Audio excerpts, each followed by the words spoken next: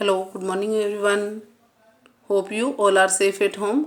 I am your EVS पर्यावरण teacher Anu Kaur Rathore from Deep Jyoti school. आज मैं 4th class का EVS का फर्स्ट चैप्टर का पार्ट बी पढ़ाऊंगी। पार्ट ए में मैंने आपको बता दिया था। सबसे पहले तो क्या बताया था मैंने आपको, पर्यावरण के बारे में बताया था। फिर पर्यावरण को कितने पार्ट में बांटा गया है वो बताया था, सामाजिक पर्यावरण और प्राकृतिक पर्यावरण। उसके बाद में प्राकृतिक पर्यावरण को जैव पर्यावरण और अजैव पर्यावरण में बांटा गया था, वो बताया था मैंने।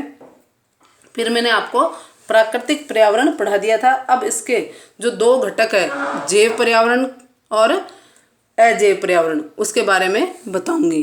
अब जैव पर्यावरण पौधे, सभी सजीव वस्तुओं के समान पौधों को भी वृद्धि के लिए भोजन की आवश्यकता होती है। मैंने बताया ना, सभी जीवों को वृद्धि और विकास की जरूरत होती है। पौधे जो हैं वो क्या करते हैं, वृद्धि करते हैं। आपने देखा होगा, एक छोटा सा नींबू का पौधा आप लगाते हो तो वो थोड़े दिनों में पेड़ बनने लग जाते हैं। ऐसे ही नीम के, बरसात के टाइम में अब नीम की निमोलियाँ गिरती है और छोटे छोटे नीम के पौधे उग जाते हैं। फिर हम इधर उधर जाके उन्हें लगा लेते हैं, तो आप देखते हो कि उनसे क्या बनने लग जाता है, पेड़ बनने लग जाते हैं। तो ये क्या होगी, इसकी वृद्धि हो गई, ठीक है, ग्रोथ। सभी हरे पौधे अपना भोजन स्वयं बनाते हैं। क्यों बना पाते हैं वो? क्योंकि उनमें क्या होता है, हरित वर्णक या क्लोरोफिल की उपस्थिति में वे अपना भोजन सूर्य के प्रकाश, जल तथा कार्बन डाइऑक्साइड की सहायता से बनाते हैं। भोजन बनाने की यह प्रक्रिया प्रकाश संश्लेषण या फोटोसिंथेसिस कहलाती है। सभी सजीव वस्तुओं के समान पौधों को भी वृद्धि की आवश्यकता होती है, वो भी वृद्धि करते हैं। तो वृद्धि करने के लिए उनको क्या चाहिए, भोजन की आवश्यकता होती है। सभी हरे पौधे भोजन स्वयं बनाते हैं। क्यों बना पाते हैं, क्यों हरे किस लिए होते हैं वो? क्योंकि उनमें हरित वर्णक या क्लोरोफिल पाया जाता है। और सबसे ज़्यादा भोजन बनाने की लिए जो सबसे ज़्यादा इम्पोर्टेंट चीज़ है वह है क्लोरोफिल। अब क्लोरोफिल की उपस्थिति में वे अपना भोजन सूर्य के प्रकाश, अब दिन में भोजन बनाते हैं, रात को पेड़ पौधे भोजन नहीं बना पाते हैं क्योंकि सूर्य का प्रकाश नहीं मिल पाता है। जल तथा कार्बन डाइऑक्साइड, तभी तो हमें वो ऑक्सीजन देते हैं, और कार्बन डाइऑक्साइड जो हम छोड़ते हैं वो ले लेते हैं। किस काम में आ जाती है वो? उनके भोजन बनाने के काम। इसी तरह हमारे ऑक्सीजन का और कार्बन डाइऑक्साइड का संतुलन बना रहता है। और भोजन बनाने की इस प्रक्रिया को क्या कहते हैं, प्रकाश संश्लेषण। भोजन बनाने की इस प्रक्रिया को क्या कहते हैं, प्रकाश संश्लेषण। अब आपको बताना है कार्बन डाइऑक्साइड प्लस जल। क्या चाहिए प्रकाश संश्लेषण की क्रिया के लिए? कार्बन डाइऑक्साइड और जल। कार्बन डाइऑक्साइड प्लस जल किसकी उपस्थिति में? एक तो क्लोरोफिल होना चाहिए प्लांट में, पौधे में, और दूसरा सूर्य का प्रकाश। सूर्य के प्रकाश से क्या मिलता है, कार्बोहाइड्रेट। अब ये भोजन कार्बोहाइड्रेट में बदल जाता है, प्लस ऑक्सीजन निकलती है जो हमारे सांस लेने के काम में आती है। अब इसमें देखिए, प्रकाश संश्लेषण की प्रक्रिया में पौधे ऑक्सीजन मुक्त करते हैं। ये ऑक्सीजन पशुओं तथा मानवों द्वारा ग्रहण की जाती है। अब इसमें ये आपको चित्र दिखाया गया है। अब इसमें आपको फर्स्ट स्टेप, कार्बन डाइऑक्साइड पत्तियों के रंध्रों द्वारा, जिनको स्टोमेटा कहते हैं, शोषण कर ली जाती है, ठीक है ना। अब कार्बन डाइऑक्साइड पौधा लेता कैसे है? तो पौधे की जो पत्तियां हैं इनमें क्या होते हैं, छोटे छोटे छेद होते हैं, और वो छोटे छोटे छेद क्या कहलाते हैं, स्टोमेटा कहलाते हैं। और वो वायु कार्बन डाइऑक्साइड का शोषण कर लेते हैं, अपनी ओर ले लेते हैं। पत्तियों में हाइड्रोजन कार्बन डाइऑक्साइड से मिलकर चीनी बनती है। पत्तियों में hydrogen carbon dioxide, hydrogen present होती है, कार्बन डाइऑक्साइड जो उसने ले ली है से मिलकर चीनी बनती है, अर्थात कार्बोहाइड्रेट। जल तथा खनिज तने से होकर ऊपर पहुंचते हैं। अब ये जो जड़ें हैं, जड़ें क्या करती है, मिट्टी से जल और खनिज को खींच लेती है, और ये इस तने के द्वारा और क्या चली जाती है, पत्तियों में, पूरे पौधे के हर पार्ट में पहुंच जाते हैं। क्या? जल और खनिज मृदा से खींचे जाते हैं, ये मृदा से खींचे जाते हैं। जब सूर्य चमकता है, पत्तियों में उपस्थित क्लोरोफिल ऊर्जा को सोख कर पानी को ऑक्सीजन तथा हाइड्रोजन में तोड़ देता है।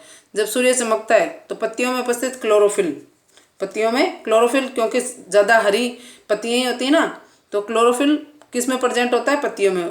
तो क्लोरोफिल ऊर्जा को सोख कर, ऊर्जा सूर्य से आने वाली सोलर एनर्जी को क्या कर देता है, वो पानी को सोख कर पानी को ऑक्सीजन तथा हाइड्रोजन में तोड़ देता है।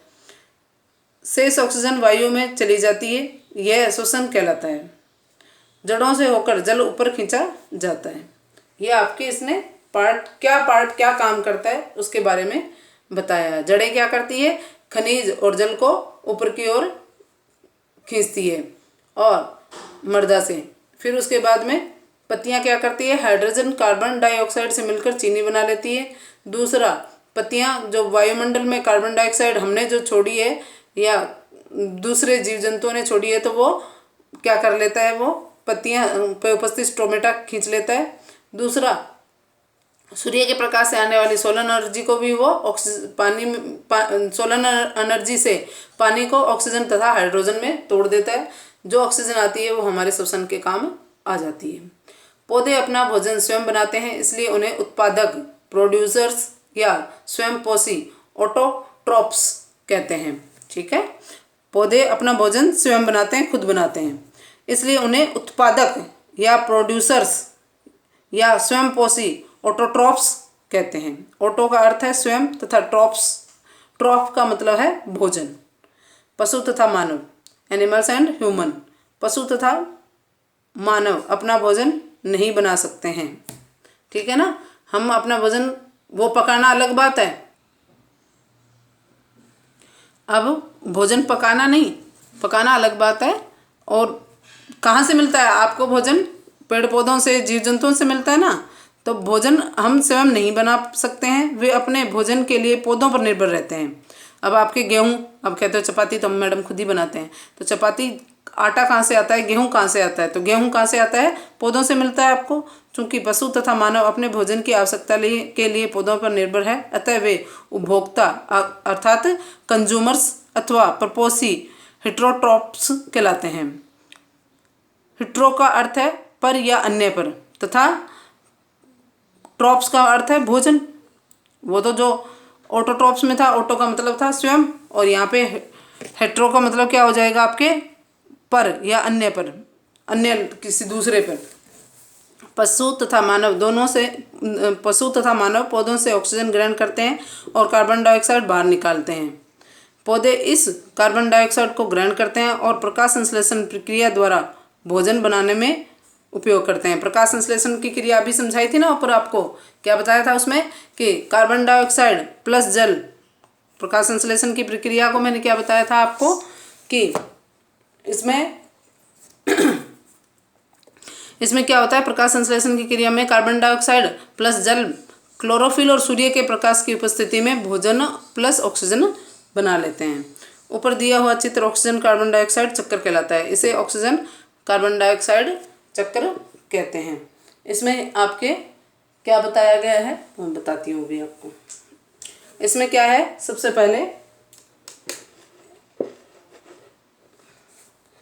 पहले आपके वायुमंडल में कार्बन डाइऑक्साइड, ठीक है, तो आपको वायुमंडल में जो CO2 है वो क्या किस में परिवर्तित हो जाती है, कार्बोहाइड्रेट में, और उसमें और ये पौधों के भोजन बनाने में काम आ जाती है। और जब कार्बनिक यौगिक यानी वनस्पति किस में बदल जाती है भाई, भूकंप वगैरह आते हैं तो वनस्पतियाँ नीचे दब जाती है और वो किस में कन्वर्ट हो जाती है, कोयले में हो जाती है। ऐसे ही वायुमंडल में जो CO2 प्रेजेंट है वो जल से क्रिया करके जल में कार्बोनेट बना लेती है। दूसरा, इसमें कार्बनिक यौगिकों से जब कोयला बनता है तो उसमें से O2 जो निकलती है वो क्या वापस से श्वसन तथा अपघटन में वापस से काम आ जाती है। फिर उसके बाद में अकार्बनिक कार्बोनेट बनते हैं। उसके बाद CO2 क्या पेट्रोलियम में भी प्रेजेंट होती है। उसके बाद आपके चूना पत्थर, कार्बन डाइऑक्साइड चूना पत्थर में भी प्रेजेंट होती है, चूना पत्थर में भी प्रेजेंट होती है आपके। और ऑक्सीजन क्या होती है, ज्वलनशील होती है। आपने ये प्रैक्टिकल तो बहुत बार बताया गया है, आपकी पिछली कक्षाओं में भी है कि जैसे आपने मोमबत्ती जलाई, मोमबत्ती जलाने के बाद आपने उसके ऊपर क्या रख दिया, गिलास रख दिया, तो मोमबत्ती बहुत जल्दी, चाहे उसे टच नहीं करना है आपको, थोड़ा सा मोमबत्ती नीचे रहनी चाहिए, मोमबत्ती की लो नीचे रहनी चाहिए। उसके बाद आपने जब गिलास रख दिया तो आपने देखा 1 मिनट से ज़्यादा वो मोमबत्ती नहीं जल पाती है, क्योंकि जो गिलास के अंदर की ओर जो ऑक्सीजन थी वो तो 1 मिनट तक उसे जलाती रही, पर उसके बाद जब उसके चारों ओर ऑक्सीजन खत्म हो गई तो वो मोमबत्ती बुझ गई। इस तरह से आपके क्या होता है, ये ऑक्सीजन का पता चलता है कि ये जलाने में सहायक होती है। नेक्स्ट है जैव पर्यावरण घटक के बाद है आपके अजैव पर्यावरण के घटक।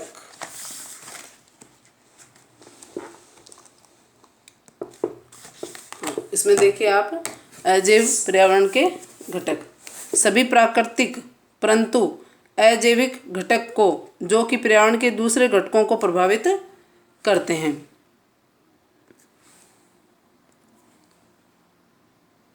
अजैव घटक कहलाते हैं। सभी प्राकृतिक परंतु अजैविक घटक प्रकृति में तो प्रेजेंट है, प्रकृति की तो देन है वो, लेकिन जो कि पर्यावरण के दूसरे घटकों को प्रभावित करते हैं, उन वो खुद जैविक नहीं है लेकिन वो दूसरे घटकों को प्रभावित करते हैं, अजैव घटक कहलाते हैं। जैसे प्रकाश, वायु, जल, ऊष्मा, मृदा आदि पर्यावरण के अजैव घटक हैं। सूर्य का प्रकाश फर्स्ट टॉपिक है आपका अजैव में, सूर्य का प्रकाश। अब सूर्य के प्रकाश जो जैविक हैं उनको प्रभावित करता है ना, जैसे सूर्य का प्रकाश नहीं होगा तो आपको बताया था अभी पिछले वाले पेज में कि प्रकाश संश्लेषण की क्रिया नहीं होगी, प्रकाश संश्लेषण की क्रिया नहीं होगी तो पौधे भोजन नहीं बना पाएंगे, पौधे भोजन नहीं बना पाएंगे तो खुद जीवित नहीं रह पाएंगे, और पौधे अगर जीवित नहीं रह पाए तो हम भी जीवित नहीं रह पाएंगे, क्योंकि हम भी क्या खाते हैं, या पशु पक्षी भी क्या खाते हैं, अनाज खाते हैं, ठीक है, तो वो भी क्या हो जाएंगे, खत्म हो जाएंगे। इस तरह सूर्य का प्रकाश अजैविक घटक होते हुए भी जैविक घटक को प्रभावित करता है। सूर्य का प्रकाश हमें ऊष्मा तथा प्रकाश के रूप में ऊर्जा देता है, ऊष्मा और प्रकाश के रूप में ऊर्जा देता है। हम सौर ऊर्जा का उपयोग सौर कुकर में खाना बनाने में करते हैं।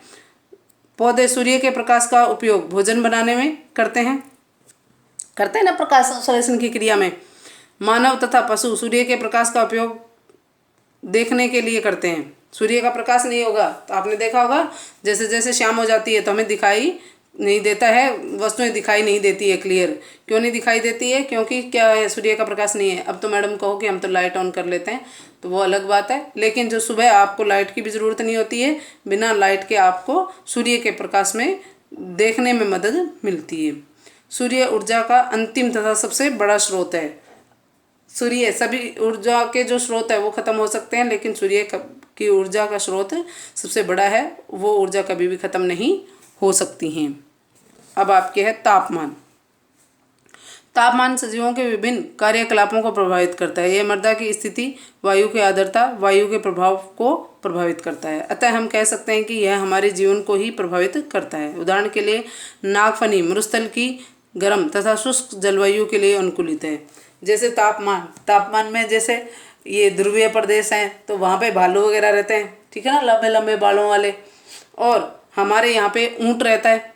जीव जंतुओं में देखें, राजस्थान में रेगिस्तान का जहाज किसे कहा जाता है, ऊँट को कहा जाता है। क्यों कहा जाता है, क्योंकि वो यहाँ का जहाज क्यों कहलाया गया है, क्योंकि वो कुछ बहुत दिनों तक, लंबे समय तक एक बार पानी पिए 2 या 3 दिन निकाल सकता है। दूसरी बात, उसके पैर जो गद्देदार होते हैं, जो रेत में नहीं धंसते हैं, और उसकी स्किन भी इस तरह से होती है जो पानी की कम से कम उपयोग करती है, और वह रेगिस्तान में रहने के उसे अनुकूल बनाती है। इसी तरह पेड़ पौधों में देखें तो नागफनी ऐसा पौधा है जो जिसके क्या पत्तियां नहीं होती है, ओनली कांटे ही कांटे होते हैं, जिससे क्या होती है, जो वाष्पोत्सर्जन की क्रिया होती है, जो पौधों पर पत्तियों पर आके सूर्य की किरणें पड़ती है और उसमें जो प्रेजेंट होता है वाटर, पानी, उसे क्या कर देती है, वाष्प बनाकर आसमान में उड़ा देती है। तो वो क्या है, वायुमंडल में उड़ा देती है, तो वो नहीं हो पाएगा, जिससे क्या होगी, उसे पानी की बचत मिलेगी। और रेगिस्तान में मरुस्थल में क्या होता है, आपके पानी कम से कम होता है, इसलिए। नेक्स्ट है आपका वायु।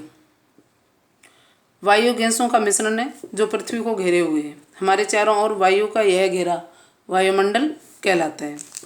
अब पहला आपका क्या था, अजैव में सूर्य का प्रकाश, दूसरा क्या था, तापमान, और अब तीसरा क्या आ रहा है आपके, वायु। क्या आ रहा है आपके, वायु।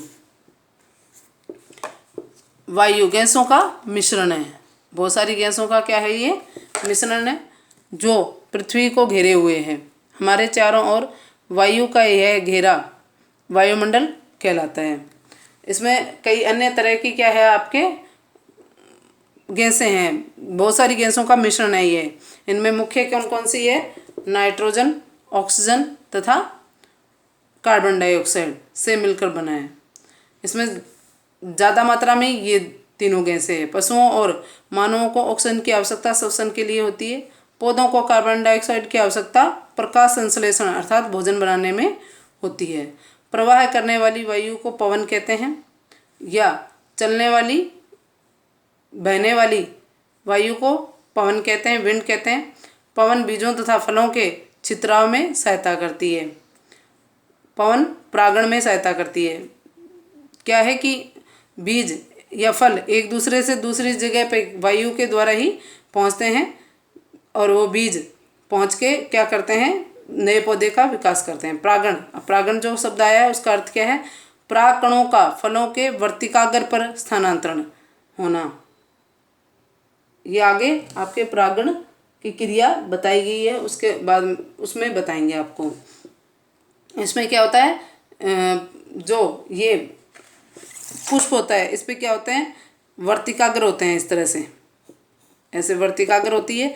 वर्तिकाग्र पे ये भंवरा जैसे आके बैठा है, इसमें से यहाँ पे लाके डालेगा और ये वर्तिकाग्र से और क्या हो जाएगा, परागकण अंदर की ओर चले जाएंगे और क्या हो जाएगा, फल बनेगा, बीज बनेगा। पुष्पीय पौधों में परागण जनन प्रक्रम का पहला चरण है। पवन तापमान के नियंत्रण में भी सहायता करती है। यह मौसम की स्थितियों का निर्धारण करती है। जैसे अगर आपके गर्मियों में अगर आंधी पवन चलती है तो आप क्या कहते हो, उसे लू कहते हो, और सर्दियों में अगर चलती है तो शीतलहर कहलाती है। जल पृथ्वी एकमात्र ग्रह है जहाँ पानी है। इसमें 71% जल और 29% स्थल है। जल की मात्रा ज़्यादा है ना, फिर भी जल की कमी है। क्यों है? जल हमारे जीवन का बहुत महत्वपूर्ण घटक है। जल महासागरों, नदियों, समुद्रों, झीलों, तालाबों आदि में उपस्थित है। जल बीजों के अंकुरण तथा फसलों की सिंचाई के लिए आवश्यक है।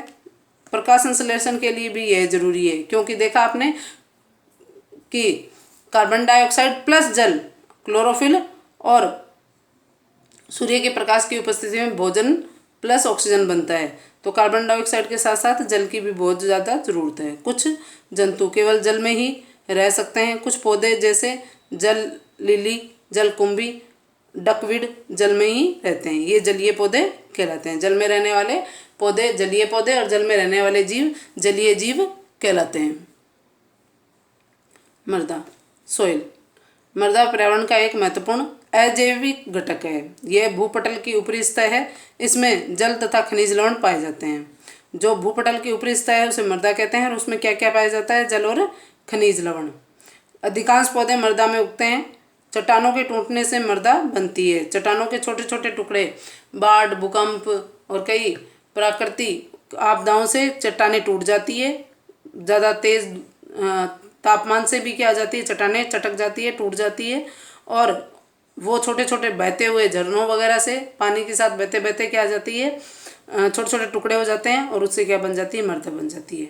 लाखों वर्ष पहले पृथ्वी की सतह बहुत कमज़ोर थी। यहाँ पर बड़ी बड़ी चट्टानें पाई जाती थी। कालांतर में कई प्राकृतिक घटनाओं जैसे मौसम के प्रकोप तथा अपक्षयण द्वारा ये चट्टानें छोटे छोटे टुकड़ों में टूट गई। बहुत वर्षों में ये छोटे टुकड़े और अधिक सूक्ष्म कणों में टूट गए और लास्ट में क्या बन गई, ये मृदा में परिवर्तित हो गई। मृदा में 3 परतें होती है, आधारीय चट्टान, अवमृदा और ऊपरी मृदा। तो ये आपके मैंने आपके 5 टॉपिक ही जैविक घटक के बताए हैं। सूर्य का प्रकाश, तापमान, वायु। वायु में 3 गैसें प्रमुख रूप से पाई जाती है। नाइट्रोजन ये 78% है, ऑक्सीजन 21% है और कार्बन डाइऑक्साइड 0.03% है। ठीक है। उसके बाद जल में आपके बताया 71% तो जल है और 29% स्थल है। लेकिन महासागरों वगैरह का पानी क्या है, खारा है, जो हमारे पीने योग्य नहीं है। हमारे पीने योग्य पानी सिर्फ बहुत कम मात्रा में अपने को प्राप्त होता है। मृदा में आपको बताया है कि प्राकृतिक आपदाओं के कारण क्या होती है, बड़ी चट्टानें टूटकर और छोटे छोटे टुकड़ों में परिवर्तित हो जाती है और कालांतर में वो छोटे टुकड़े और अति सूक्ष्म कणों में टूट जाते हैं और इस तरह से मृदा में परिवर्तित हो जाते हैं। मृदा के 3 परत बताई गई है आपको, आधारीय चट्टान, अवमृदा और ऊपरी मृदा। इस तरह से आपको चैप्टर मैंने बता दिया है। अब आपको इसके आगे का टॉपिक जो है वो मैं आपको नेक्स्ट वीडियो में पढ़ाऊंगी। पर्यावरण में पारस्परिक क्रिया, कि कैसे पेड़ पौधे पशु पक्षी एक दूसरे पर निर्भर रहते हैं, तो ये सब बताऊंगी। उसके बाद जो बुक के क्वेश्चन आंसर है वो भी मैं आपके डिस्कस कर दूंगी नेक्स्ट एक्सरसाइज में। इस तरह से आपका ये चैप्टर कंप्लीट हो जाएगा। आपको इस वीडियो को 2 या 3 बार से देखना है, और कुछ भी आपको ऐसे लगे कि टॉपिक हमें क्लियर नहीं हुआ मैडम, या कुछ क्वेश्चन आपके समझ में आए, तो वो आप लिखकर आप मुझसे पूछ सकते हैं। Thank you.